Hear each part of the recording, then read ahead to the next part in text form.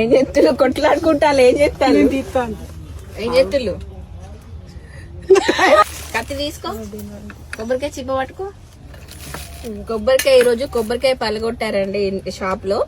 So కొబ్బరికాయ కోసం fighting చేస్తున్నారు. అండ్ ఇంకా బెల్లం కూడా తెచ్చుకున్నారు. కొబ్బరికాయతో బెల్లం కాంబినేషన్ ఎలా ఆగండమ్మా ఎలా ఉంటది అనేది టేస్ట్ చేస్తున్నారు. నువ్వు తిన్నావా ఇలాగా? అందుకే తీసుకొచ్చుకున్నావా?